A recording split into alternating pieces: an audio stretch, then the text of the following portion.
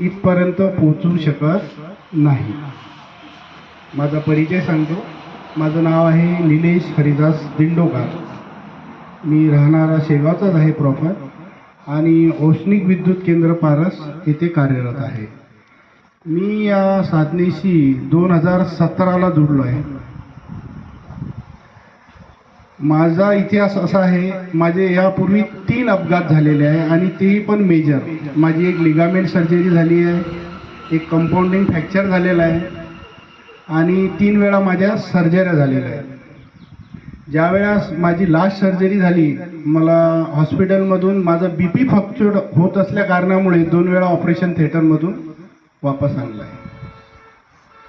आणि म्हणतात ना, जोपर्यंत या साधनेशी जुडण्याचं एक असं कारण आहे, जोपर्यंत तुमचं प्रारब्ध नाही आहे किंवा तुमचा भोग संपत नाही आहे तोपर्यंत तुम्ही इथे येऊ शकत नाही.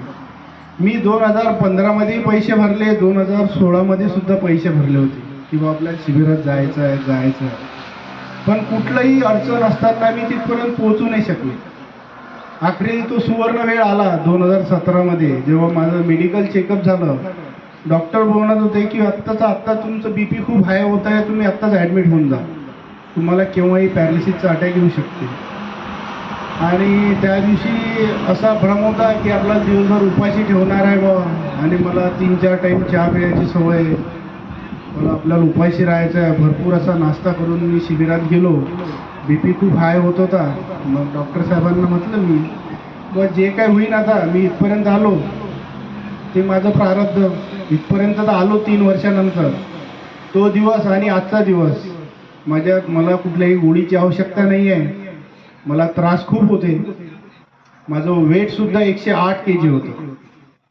ते 85 किलोपर्यंत आलं होतं. आता कॉन्स्टंट 89-90पर्यंत असते. म्हटलं कुठलाही आजार नाही आहे. अनुभव खूप आहे सांगायचे. दशांचा अनुभव चमत्कारिक आहे आणि उपासचं अमृत आहे या साधनेमधलं. तुम्ही इथपर्यंत आले म्हणजे स्वतः खूपच भाग्यवान आहे. साधनेचा प्रचार जेव्हा करसाल तेवढी सेवेचा तुम्हाला फायदा होणारच आहे. आणि असं काही नाही आहे, तुम्ही आरोग्यच मिळू शकता. माझा एक मी स्वतःचा अनुभव सांगितलं. माझ्याकडे स्वतःचं घर नव्हतं. मी या साधनेत जुडल्यानंतर जयताईंना माझं माहीत आहे इथे, मी 2018मध्ये घर घेतलं. माझ्या मागचा दवाखाना संपला आणि आज मी प्रसन्न जीवन जगत आहे. धन्यवाद. दशांशचा अनुभव सांगायचा. दशांचा अनुभव खूप छान आहे आणि तुम्ही स्वतः इम्प्लिमेंट करून घेसाल तर तुम्हाला चांगला अनुभव येईल. माझ्यापेक्षा, मी सांगितल्यापेक्षा अनुभव खूप आहेत दशांचे. एक शॉर्ट अनुभव सांगतो. जर कुठलीही गोष्ट हरवली, सापडत नाही आहे, मी केव्हाही दशांचे पैसे देवाकडे ठेवून देतो. तुम्ही आजारी पडले असं समजायचं, आपण डॉक्टरकडे गेलो, त्यांची फी आहे 150-200 रुपये, ते ठेवून द्यायची. आणि उपास करतात नाही, सेवा काढल्याशिवाय उपास कोणी सोडू नये.